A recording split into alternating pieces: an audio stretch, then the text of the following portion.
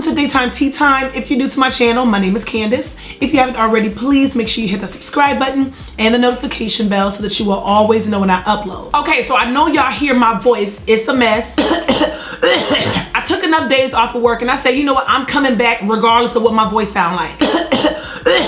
I got a cold, but it don't matter what my voice sound like, okay? It matter what I'm saying. And I gotta tell y'all what happened today. Finally, y'all, finally, things got real on The Real. Jeannie Mai and Amanda Seales were going back and forth with each other, and they were finally being real and honest about their true opinions and not sugarcoating stuff all the time. They were being very real, but this also caused a little bit of animosity. I don't care what nobody say, Amanda Seales was pissed off at Jeannie Mai. I'm just saying. And then Jeannie Mai ended up kissing Loni Love on the lips. It's a lot. I'm gonna tell y'all exactly what happened, but first I need to shout out my sponsor for this video. This video is sponsored by AdamandEve.com, which is America's #1 adult toy superstore. And let me tell y'all something, this is definitely a superstore, offering more than just adult toys. They have lingerie, massage oils, sexy bedroom games, I mean everything. Everything for you and your partner, or you by yourself, to have the most romantic, loving, and fun times. So head on over to AdamandEve.com and see what you like.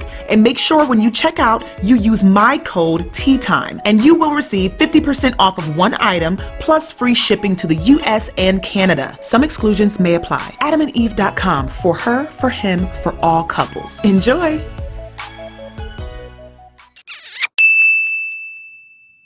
Okay, y'all, so let's get right into it. Ever since Amanda Seales became one of the new co-hosts of The Real, it kind of seemed like there was a power struggle going on between her and Jeannie Mai. So many of The Real fans have been messaging me, wanting me to talk about it, but honestly, you guys, I just felt like maybe they were just disagreeing. Maybe they just see things differently. I personally never saw it like they don't like each other. But today, I gotta be honest, I'm thinking a little bit differently. Amanda Seales seemed extremely irritated and annoyed with Jeannie Mai. It was mainly the way that Amanda Seales was looking at Jeannie Mai, the way she was responding to her, her body language. It just seemed like way more than a simple disagreement, at least on Amanda Seales' side, in my opinion. So this all started during a conversation about Jussie Smollett. If you guys didn't know, Jussie Smollett was indicted again. All of the charges were dropped a year ago, but they indicted him again. So when the ladies of The Real were talking about this, Jeannie Mai and Amanda Seales were going back and forth disagreeing. It was very obvious that Amanda Seales was pissed off at Jeannie Mai, not just disagreeing with her, she was pissed off. I'm just saying. Jeannie Mai's opinion was basically, if Jussie Smollett lied, he should be in prison for 3 years. If Jussie Smollett did not lie, he is owed an apology. Now, Amanda Seales was more so focused on the black-white aspect of the conversation. Jussie Smollett is a black gay man. She was more so focused on the black part. And she was saying that if Jussie Smollett lied, he should get a slap on the wrist like white people do. And the most controversial thing that she said is that she said she feels like Jussie Smollett's actions are noble. She basically said that if he lied, it was noble of him. And I think that's where a lot of people were giving Amanda Seales the side eye. A lot of people agreed with her thought process, but when she said it was noble, everybody was like, girl, now you know. I'm gonna tell y'all my whole opinion, but first I want you guys to see exactly what they all had to say. Check this out, and then I'm coming back with some more. I don't think this is about Jussie. I think it's about Kim Foxx, who is the Cook County State Attorney, which is the second largest prosecutor in the country. She originally dropped the 16 charges, and she's up for re-election in 30 days. So I think this is more about her. Yeah, I think this is more of a case between the county of Cook and Kim Foxx, because they were pissed that those charges were dropped. When she did drop the charges, there was a lot of controversy, around it. It became very controversial. And I think that they want to make an example out of Kim and Jussie. That's what I think. And even though that could be true, it was confusing when all of a sudden the charges were just dropped, so we don't have a verdict. And for me, I'm very passionate about this because to this day, there are people in the LGBTQ community risking their lives and getting hurt, harmed, or killed on the daily for just living their life. In real life. And I've actually lost friends to these attacks in San Francisco, so I just want to say, if he really did do this to manifest it for attention, then it is a heinous thing to do, and he has to pay the price. But he is never. And if he didn't, he hasn't admitted to that. Right, and if he didn't, then he is owed an apology because he's getting dragged through this. But and my that thing is, also why unfair. aren't they bringing charges against the two brothers? Well, I think why aren't they bringing charges against all the white people that call the cops for BS every single day? Then there's that too. The whole issue. Every single day. Yes. So the only thing I just want to avoid is that this has to be laid to rest because we cannot put a culture out there where it becomes harder for us to believe victims that this has really happened to. We can't make it something we side-eye when that happens. It's not about, I'm telling y'all, this is, Chicago politics is ruthless, okay? I'm telling you, this is more about Kim Fox and that situation than Jussie. They're just using Jussie as a scare. Come on, y'all. It was no victims. They can't really prove it. Thank you. Everything was even if it was a hoax. Even if it was a hoax, this is really happening all the time. And even if it was a hoax for the sake of bringing attention to this, then I'm like, that's low-key noble. Like, I'm at my wit's end about us censoring situations like this and wanting to make people have to pay. And it's like, Emmett Till's accuser was alive. I think she's still alive. Yep. Yes, and this young man died, and she announced that she was lying about it. They should have put the shackles on her that day, and she's walking around. So no one was hurt in this situation.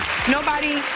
You know what they're mad about? Their time, their resources being used. Money, the taxpayers' resources. Taxpayers' resources are being used every day to imprison people who have done nothing but be an addict. So I don't want to hear about Jussie Smollett.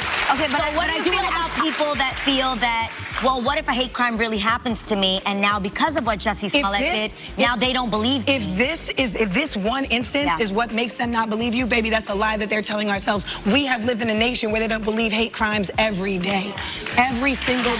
Sure. But I just want to ask. I just want to ask because Jussie is it is huge nationwide news because he is famous. So if it was a hoax, what do you think is the correct punishment? And do you think he should be punished? They got murderers on probation, Jeannie. Sure, but I'm asking about Jussie Smollett. I'm asking about that because you said it was low-key noble. I just want to understand. It literally should be like, he should be applauded? Damn. Oh. They got smacks on the wrist for all these people, and they can't give a smack on the wrist to Jussie Smollett, like, because they're saying that it's a whole big thing. I don't believe it. Sure. And we look at black men who are constantly getting the book thrown at them all the time. All the time. All the time. So this one should be like... So I'm like, yo, all the false outcry, it's just because he's famous and partly because he's gay as well. And I feel like it's a bunch of BS, and I'm not gonna sit here and at this table and act like, you know, he should be handled the way that he should be handled. Like, they're not handling people who need to be handled the way they should be handled, so why are they trying to do it together? That is absolutely true. Yeah.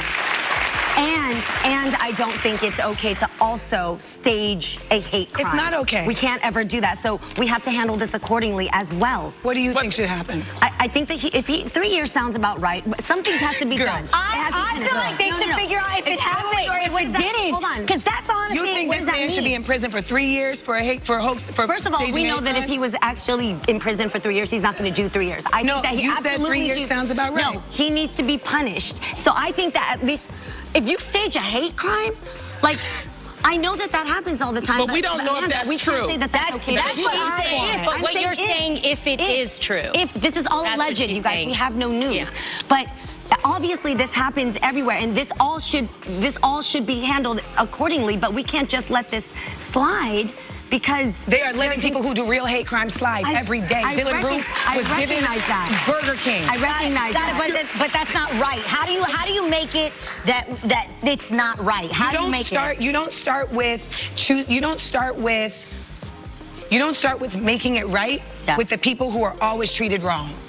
So that's my thing. You don't start with, okay, say it again. You don't start with doing it right with the people who are always treated wrong. Like, there's no such thing as a hate crime for white people.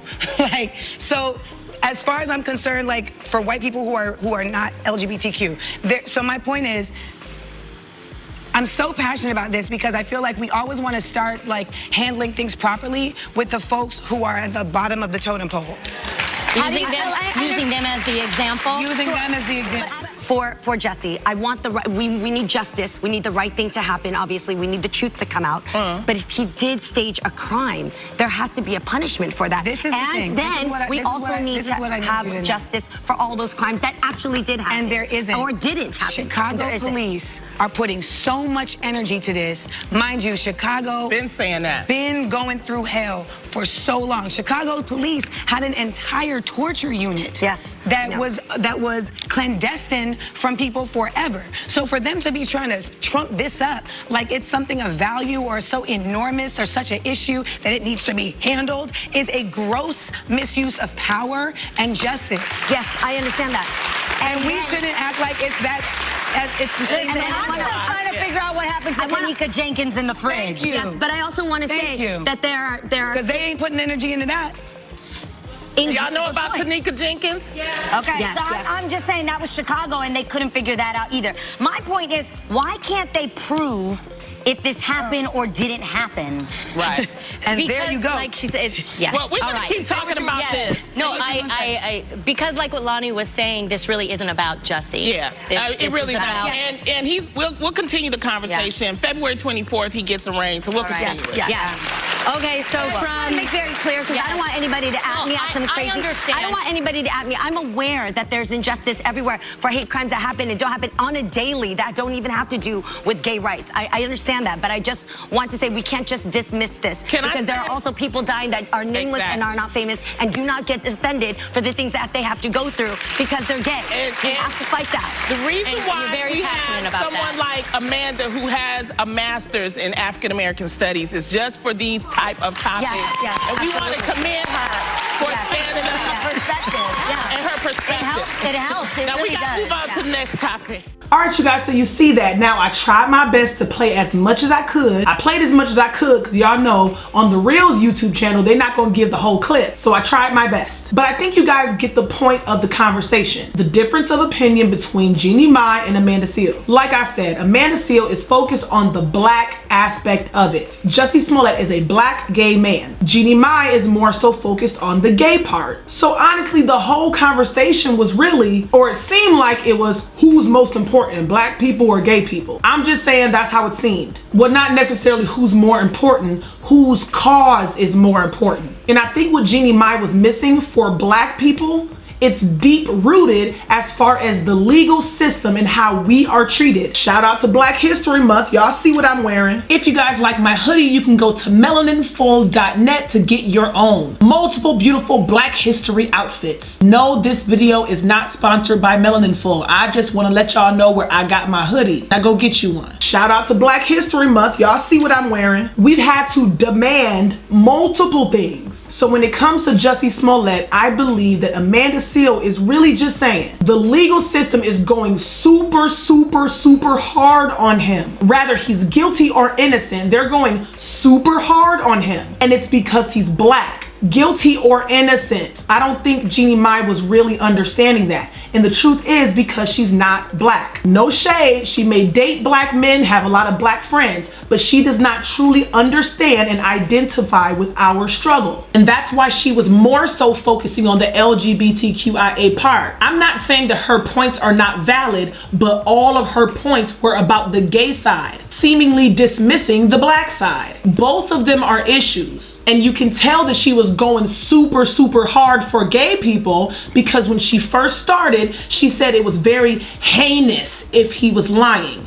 But then she said if he's telling the truth, he deserves an apology. If he really did do this to manifest it for attention, then it is a heinous thing to do and he has to pay the price. But he is never. And if he didn't, he hasn't admitted to that. Right, and if he didn't, then he is owed an apology because he's getting dragged through this. But my thing is, why? Do you guys see what I mean? It's all about your energy when you're talking about something. And when she discussed the gay part of it, she said it was heinous if he lied. But if he was telling the truth, he deserves an apology. Why isn't it heinous that he was put through what he was put through if he was telling the truth? And I believe that's what really upset Amanda Seales. After she said heinous, Amanda Seales was done. because her word choice is very telling about how she truly feels. And the truth of the matter is, we all have opinions, but we don't know for sure if he's lying or not. So when Amanda Seales says that she feels like he should get a slap on the wrist if, keyword, if he lied, it's because white people get slaps on the wrist for things they actually do. When Amanda Seales said that she thinks that it's noble of him if he was lying, I personally think that was just a wrong choice of words. Nobody's saying it was okay. Nobody's saying that it was smart of him. Nobody's saying that it was right if he lied. I think she's saying, well, if he lied, it seemed like he had good intentions. Let's be clear. I'm saying I think that's what Amanda Seales was saying.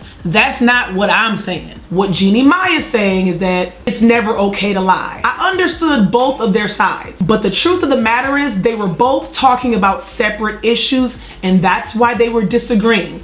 Jeannie Mai was talking about LGBTQIA, and Amanda Seales was talking about the black issues. Mass incarceration for us, for things we don't do. And even if we do something, we get the entire book thrown at us. Multiple people in jail for years for selling some weed. White people actually murdering people, and they may get some probation or like a year or two. So in my opinion, as a black woman, no disrespect to the LGBTQ, I just feel like in this case, I understand Amanda Seales a lot more than I understand Jeannie Mai. Both of them have very good points, but like Amanda Seales said, if all these other white people can get a slap on the wrist, why can't he? And it's really just a bigger topic about the legal system being whack anyway. But anyways, y'all, the conversation ended by moving on to the next topic, and they tried to end it off very funny. Jeannie Mai was talking about the coronavirus. She went out into the audience and gave people hugs, and then she gave Loni Love a hug and kissed her in the lips, and everybody was laughing except for Amanda Seales. She didn't think it was funny because she was still mad about the last segment, but they attempted to end it on a happy note. When you talk about race and the LGBTQ, it gets very controversial. People get in their feelings, but at the end of the day, we just need to educate each other. Try our best to be understanding.